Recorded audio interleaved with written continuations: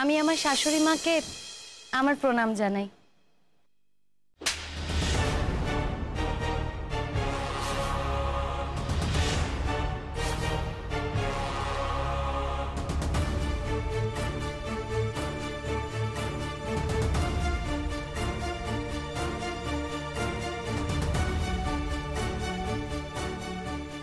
মা, আপনি নিজেকে ছোট করবেন না।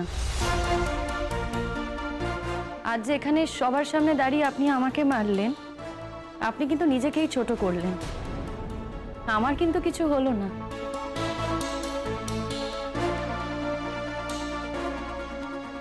আজ এখানে সবাই আছে, সবাই কিন্তু দেখেছে যে আমি নাচটা জানি, আর সবাই এটাও দেখেছে যে আপনি চাননি আমি এখানে সবার সাথে মিলে পারফর্ম করি।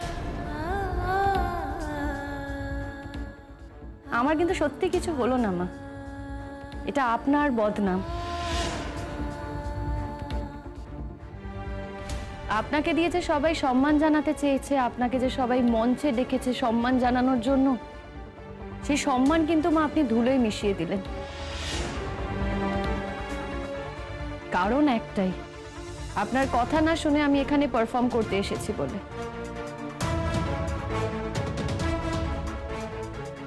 আপনি বলুন না মা, আপনি যেটা করলেন সেটা কি ঠিক করলেন? ভেবে দেখুন। আমার আর কিছুই বলার নেই আপনাকে। কখনো না, আমরা এই অন্যায় মানছি না। না না, এই অন্যায় আমরা মানছি না।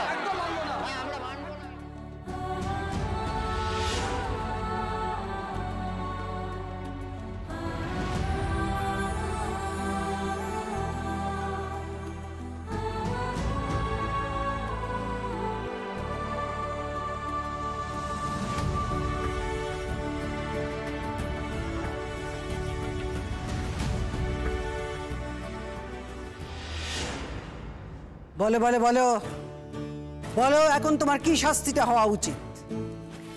আমার তো মনে হয় মা আমার কোনো শাস্তি হওয়াই উচিত না।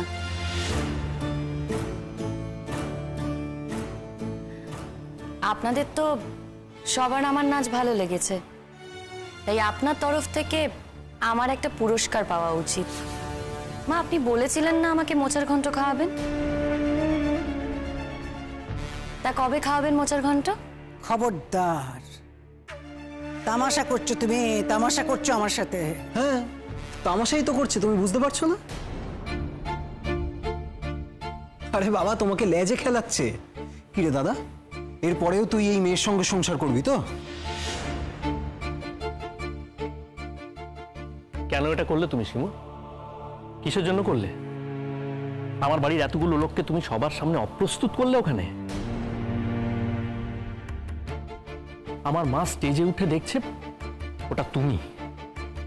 ছি ছি ছি, কি মনে করো তুমি বলো তো? তোমার যা ইচ্ছে তুমি তাই করে যাবে, হ্যাঁ? কেউ কিচ্ছু তোমায় বলতে পারবে না। আচ্ছা, এখন যদি আমি তোমার বাড়িতে তোমার দাদাদেরকে ডেকে বলি তোমাকে বাড়ি নিয়ে চলে যেতে, কি হবে তখন? কিংবা ধরো যদি আমি নিজেই তোমাকে তোমার বাড়িতে দিয়ে আসি, কি হবে? কি আর হবে, এরকম পরিস্থিতির মধ্যে বাকি মেয়েদের যা হয় আমারও তাই হবে। তবে কি জানো তো, এখন না নিয়ম কানুন বদলেছে, মানে আমি যদি চাই আমি কিন্তু আমার শ্বশুরবাড়িতে থেকে যেতে পারি। কোনো শিমুল, তুমি এসব নিয়ম কানুনগুলো দেখাতে এসো না প্লিজ। এই বাড়িতে আমরা যদি সবাই তোমার সঙ্গে অসহযোগিতা করি, কি করবে তখন তুমি? থাকতে পারবে এখানে? কেন কেন চলে যাবে বাড়ি থেকে? ও যখন নাচ করছিল তখন তো খুব চোখ ঘুরিয়ে দেখছিলে, তখন বুঝি খুব ভালো লাগছিল দেখতে, তখন একবার বলনি এখন ওকে বাড়ি থেকে তাই যাবে বলছিস যে? হ্যাঁ, এই বুড়ি তো দেখছিল ওখানে, দাপ করে দেখছিল, আর এখন তো অহংকার হচ্ছে না? হ্যাঁ, কেন? নিজের বাড়ির বউ নৃত্য করেছে বলে তোমার মন্দ লাগছে, তাই না? বেশি বড় বড় কথা হয়েছে। বেশ করছে, নাচ করছে, বেশ করছে, আরো নাচবে। আর আমি দেখবো তুই কেমন কাউকে এবার থেকে বের করতে পারিস। এই মেয়েটা না একেবারে মাথাটা খারাপ করে দেবে, কিছুতেই একে এই বাড়ি থেকে সরানো যাচ্ছে না। কেন বলো তো? এই মেয়েটাকে সরাতে চাইছো কেন? এই মেয়েটা সত্যি কথা বলে বলে তোমাদের ভালো লাগে না বুঝি? দেখো, তোমরা কিন্তু নিজেরাও জানো যে তোমরা দিনের পর দিন অন্যায় করে চলেছো, আর এই মেয়েটার সবটাই চোখে পড়ছে। আপাত দৃষ্টিতে দেখতে গেলে এই মেয়েটি খানিকটা অসুস্থ, তার বুদ্ধি কম, কিন্তু আমি মনে করি ওর অনেক বেশি বুদ্ধি গো। অন্তত তোমাদের থেকে বেশি বুদ্ধি আর তোমাদের থেকে বেশি সুস্থ। তা না হলে আজকের এই ঘটনাটা তোমরা কেউ অপরাধ হিসেবে মনে করতে না। শিমুল, একেবারেই তোমার ভাষণটা কিন্তু শুনতে চাইনি আমি। আমি কিন্তু আজকে তোমার দাদাদেরকে ফোন করব। তোমাদের কাছে নাম্বার আছে, চাইলেই ফোন করতে পারো। বলি এত বড় সাহস তোমার? আগেও একদিন তুমি লুকিয়ে লুকিয়ে বাড়িতে তালা দিয়ে বেরিয়ে গিয়েছিলে, আজ আবার সেই একই কাজ করেছো। কেন মা, আপনারা সবাই ফাংশন দেখতে যেতে পারেন, আমি কেন যেতে পারি না? আমি ঘরে কেন বন্দি হয়ে থাকবো? আমি কি কোনো জেলে আছি নাকি যে আমি বন্দি হয়ে থাকতে হবে? আমি নতুন বউ বলে কি পাড়ার কোনো কিছুতে আমি অংশ নিতে পারবো না, নাকি আমি কোনো কিছু দেখতে পারবো না? আমি তো সেটা মনে করি না মা। আপনি সবসময় না আমার ইচ্ছেগুলো কুঠার দিয়ে আঘাত করেছেন। আমি চেষ্টা করি জানেন তো আপনার সাথে মানিয়ে নেওয়ার। আপনি হয়তো খানিকটা সময় ঠিক থাকেন, তারপর আবার যেই কে সেই। আসলে কি বলুন তো মা, আপনি না নিজেকে আমার প্রভু মনে করেন, আমি কিন্তু সেটা মনে করি না মা। আপনিও যেদিন এটা মনে করবেন না, সেদিন দেখবেন আমিও আপনাকে ঠিক আপন করে নিতে পারবো। তো আপনি তো সেটা মনে করতে পারবেন না মা, কারণ আপনি সেই মানুষই না। আপনি সারা জীবন না কারোর ওপর প্রভুত্ব করেছেন, কারণ আপনার ওপরও কেউ না কেউ ঠিক একই কাজ করেছে। তাই আপনি প্রতিশোধ নেওয়ার জন্য আমাকে বেছে নিয়েছেন। কিন্তু মা, আমার তো কোনো দোষ নেই, আমি তো সেই দিন ছিলাম না, তাহলে আপনি আমাকে কেন বেছে নিলেন বলুন তো? দেখ পরাগ, দেখ, শোন ভালো করে। তোর বউ আমাকে কতখানি অপমান করছে সেটা খালি দেখ। এই বউয়ের সঙ্গে আমি কিছুতেই আর সংসার করব না। আমি তো সেদিন বলেছিলাম যে আমি কাশি চলে যাব, আমার মাসতুতো দিদি থাকে সেখানে, আমি তার কাছে গিয়ে থাকবো, ভালো থাকবো। বলো হ্যাঁ মা, আমার টিকিট কেটে দিবি, কাশি যাবার টিকিট কাটবি। কেন মা, তুমি একজন বাইরের মহিলার জন্য বাড়ি ছেড়ে চলে যাবে কেন? তুমি বাইরের মহিলা কাকে বলছো? আমি তো তোমার দাদার স্ত্রী, তুমি আমাকে বৌদি বলে ডাকো। আমি তো কোনো বাইরের মহিলা নই। আর তোমার মা কোথাও যাবেন না, এটা তোমার মায়ের বাড়ি, সে কোথাও যাবে কেন? আমি কিন্তু একবারও দাবি করিনি যে এটা আমার বাড়ি। আমি শুধু এইটুকু দাবি করেছি যে আমি যদি চাই আমি আমার এই শ্বশুর বাড়িতে থেকে যেতে পারি, সেই অধিকার আমার আছে। Shut up! তুমি এখনো এত বড় বড় কথা বলছো কি করে? হ্যাঁ, কি করে বলছো? আমাদের বাড়ির সমস্ত নিয়ম কানুন বিসর্জন দিয়ে, জলাঞ্জলি দিয়ে তুমি ওখানে নাম কিনতে গেছিলে সবাই তোমায় ভালো বলবে বলে। আচ্ছা, তুমি কি নাচনে বলি নাকি? খবরদার!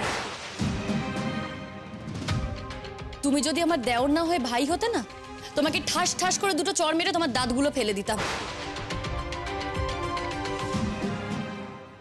এত সাহস পাও কোত্থেকে তুমি? আমি না তোমার থেকে বয়সে বড় হই? অন্যকে শিক্ষা দাও, নিজেরই কোনো শিক্ষা নেই।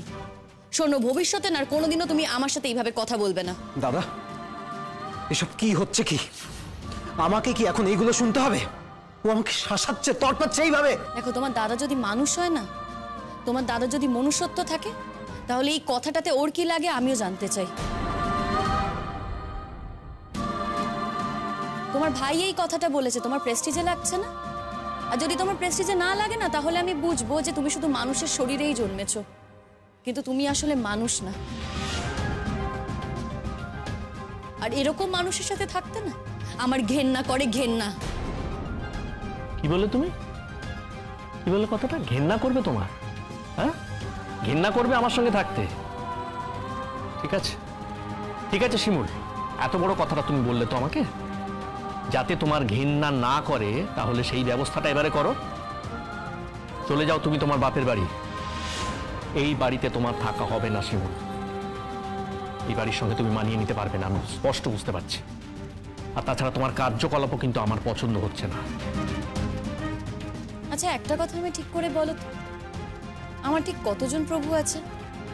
তুমি আমার প্রভু তোমার ভাই আমার প্রভু, তোমার মা আমার প্রভু, আর ঠিক কতজন প্রভু আছে, আর ঠিক কাকে কাকে আমাকে মানিয়ে চলতে হবে?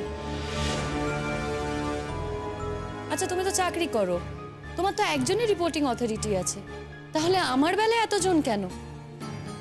বিনে পয়সায় চাকরি করি, যে কাজে নাকি আমার শরীর ক্ষয় হয়, মন ক্ষয় হয়, তারপরেও এতগুলো প্রভু থাকবে, এত কিছু ক্ষয়ও হবে, কেন মেনে নেব বলো তো?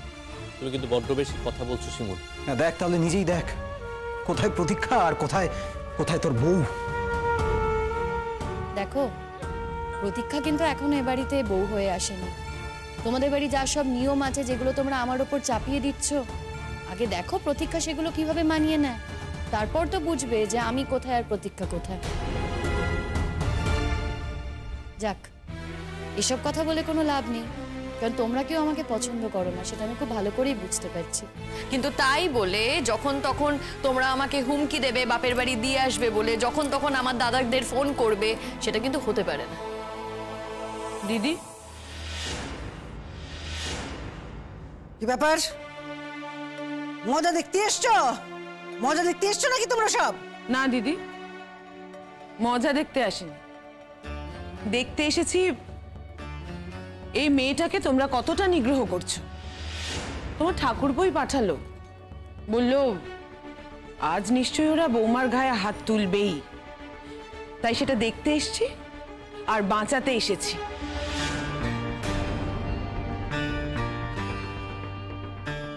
দিদি, এইটুকু একটা বাচ্চা রোগা পাতলা মেয়ে, তোমার ছেলেগুলো তো ষণ্ডা, ওর গায়ে হাত তুললে ও বাঁচবে? বলা যায় না, তুমিও ওর গায়ে হাত তুলতে পারো। ছোট, চলে যা, চলে যা বলছি, এখান থেকে চলে যা। আমার বাড়ি বয়ে এসে আমাকে অপমান করবি না, বলে দিলাম। তোমাদের বাড়িতে খেতেও আসিনি, পড়তেও আসিনি, একটা মেয়েকে নিগ্রহ করা হচ্ছে তার পাশে দাঁড়াতে এসেছি।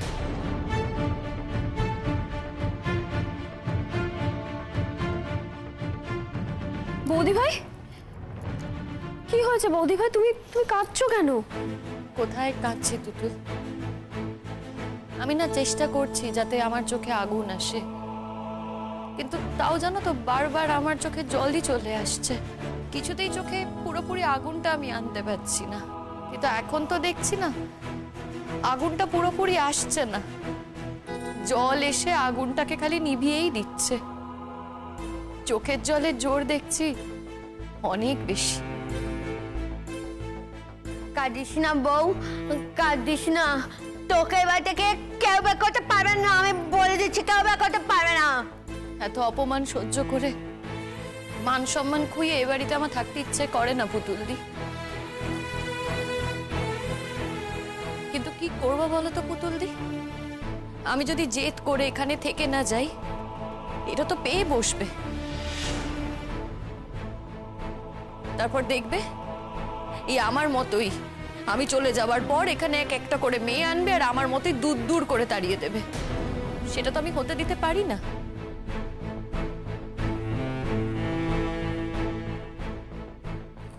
কাকিমা, কাকিমা দেখো, অনেক রাত হয়ে গেছে, এখানে আমাদের পারিবারিক আলোচনা চলছে, আমার মনে হয় না তোমাদের এখানে থাকার কোনো দরকার আছে। বড়দা ভাই, তোদের পারিবারিক আলোচনাটা এত জোরে কেন হয় যেটা বাইরে থেকে শোনা যায়? এই, তোকে এত কথা বলতে কে বলেছে বল দেখি? কে বলেছে? এইটুকু তো বলতেই পারি জেঠিমণি, কারণ পাড়ার লোক শুনছে, জানলা দিয়ে দরজা দিয়ে উকি মেরে দেখছে যে তোমরা বউকে শাসাচ্ছ, মেরে ফেলবো, বাপের বাড়ি পাঠিয়ে দেবো, এসব কি?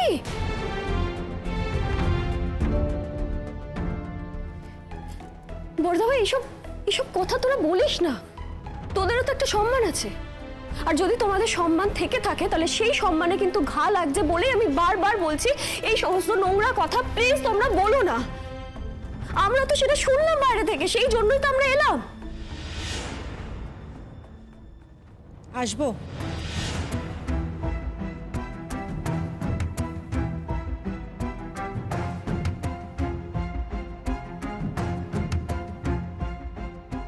এখন তো অনেক রাত হয়ে গেছে বিপাশা বৌদি, ডেকে কারুর বাড়িতে আসার সময়। সহি ভাবে জিজ্ঞেস করলাম, ভালো লাগলো না? না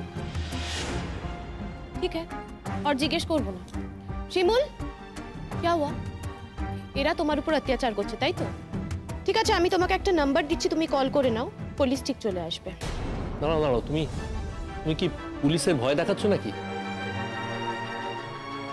অত্যাচার তো করছি, তবে পুলিশ এটাকে অত্যাচার বলে ধরবে কিনা সেটা আমি সত্যিই জানি না।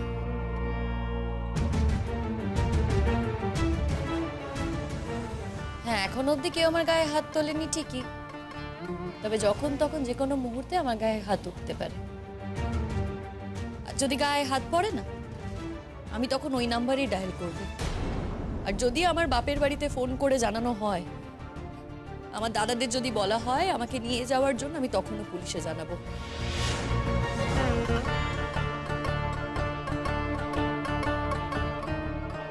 কারণ যখন তখন মেয়েদের তাদের বাপের বাড়ি পাঠানো যায় না, সেটা ওদেরও বুঝতে হবে। কেন শিমুলকে তুমি বাপের বাড়ি পাঠিয়ে দেবে সেই কথাটার উত্তর দাও আগে। পড়া কি উত্তর দেবে গো? কি উত্তর দেবে? হ্যাঁ, পড়া কি উত্তর দেবে? প্রথম দিন থেকে তোমরা আমার সংসার ভাঙার চেষ্টা করেছো, যাতে আমার ছেলে এই বউকে নিয়ে সংসার করতে না পারে। আমরা আপনার ঘরটা চুরনে কি কোশিশ করছিলাম, আপনি ভাঙছেন, সির্ফ আপনিই ভাঙছেন। আপনি চাইছেন না আপনার ছেলে তার বহুকে নিয়ে সুস্থভাবে সুন্দরভাবে সংসার করুন। যদি আপনি চাইতেন না তাহলে হর বাত पे এরকম ঝামেলা করতেন। আর আমি তো বুঝতে পারছি না कि যেই ফাংশনটা আপনি দেখতে পারেন সেই ফাংশনটাই যদি আপনার ঘরের বউ দেখে তো কি প্রবলেম হয়ে যাবে। এত সুন্দর নাচ করলো বউটা, ওকে নাকি বাপের বাড়ি পাঠিয়ে দেবে। কেন রে, তুই নাচতে পারিস না সেই জন্য? পুতুল, আজ তুই যদি আর একটাও কথা বলেছিস না, তোকে আমি এমন ঠাস ঠাস করে মারবো, দাঁত কটা সব আমি ভেঙে দেব। শুধু তাই নয়, এই যে পলি বলে না কোথায় পাঠিয়ে দেবে, হোম না কোথায়, আমি তাই করব। হ্যাঁ, হোমে পাঠাবো। আমার কথা তো বাসি হলে খাটে, তাই না? আমি তোমায় অনেক আগেই বলেছি মা ওকে একটা হোমে পাঠাও। ওর কিন্তু কথাবার্তা সবকিছু টনটনে, সবকিছু বোঝে, আর বদমাইশি করে এখানে পড়ে থাকে।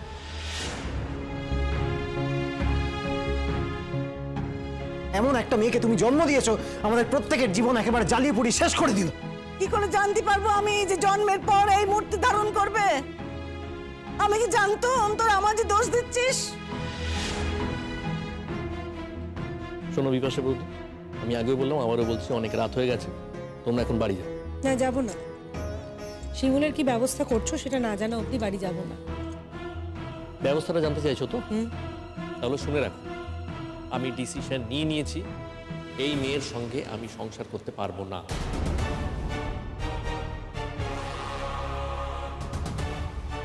এই ডিসিশনটা তো শিমুলের নেওয়ার কথা, এবং চাইলেও ডিসিশনটা এখনো নিতে পারে।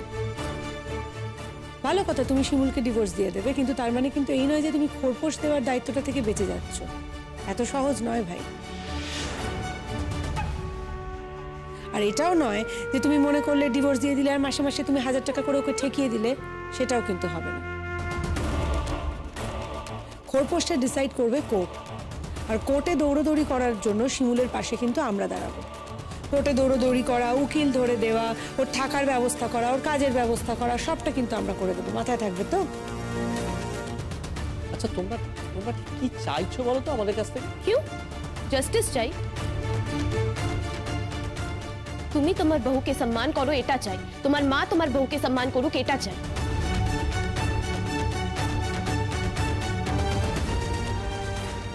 একটা ভালো মেয়ে তাকে নিয়ে এসে তোমরা অত্যাচার করছো, এটা কি ঠিক বাত আছে? হ্যাঁ, ঠিক বলেছিস, একদম ঠিক কথা বলেছিস, একদম ঠিক কথা বলেছিস। মেয়েটাকে না সারাদিন জ্বালিয়ে পড়ে শেষ করে দিচ্ছে। খালি অত্যাচার করে ওর উপরে, জানিস? আর কত সহ্য করবে বলতো মেয়েটা, আর কত সহ্য করবে? দেখিস, তুই কি করবি ভাবছিস বলতো? কি আর করবে বিপাশাদি, ও যদি আমার সাথে সংসার করতে না চায়, শুধুমাত্র খাওয়া পড়ার লোভে ওর কাছে থাকবো না গো। ওই খাওয়া পড়া আমি নিজেই জোগাড় করে নিতে পারবো। যখন জোগাড় করবে করবে, पर তুমি বাপের বাড়ি যাবে না। আর কেন যাবে?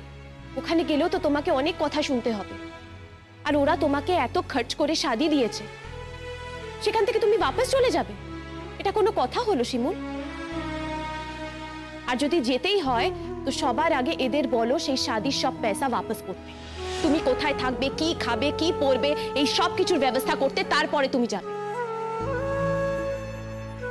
আর এদের अगर কানুন জানা নেই তো আমি শিখিয়ে দিচ্ছি। ঠিক আছে, ঠিক আছে, আমি শুনেছি, সব সব কথা শুনেছি।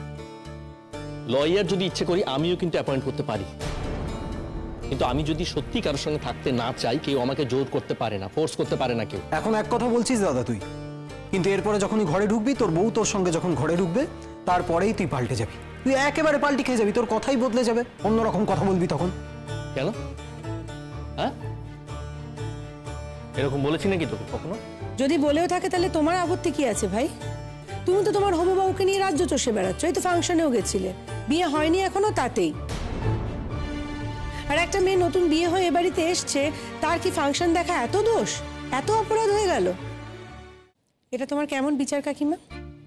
তোমার ছোট বৌমা চাকরি করে বলে তার বেলা 7 খুন মাপ, তাই তো?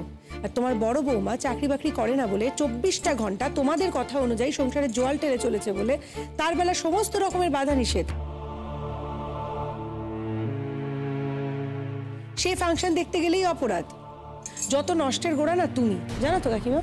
তুমি শোনো কাকিমা, তুমি যদি এইভাবে চলতে থাকো না, এই গোটা পাড়ার লোকে কিন্তু তোমাদের সবাইকে এক ঘরে করবে, তোমাদেরকে বয়কট করবে, এটা আমি বলে দিলাম। বলি যত বড় মুখ নয় তত বড় কথা। একটা গুরুজনের সঙ্গে তুমি এভাবে কথা বলো? বলতে বাধ্য হচ্ছি। শোনো, আমি তো এপাড়ারই মেয়ে, এপাড়ারই বৌমা, আমি এপাড়ার প্রত্যেককে চিনি, আমি তোমাকেও চিনি, তোমাকেও আমি বহু বছর ধরে দেখছি। আমি কি করতে পারি না সে সম্পর্কে তোমাদের কোনো ধারণাও নেই।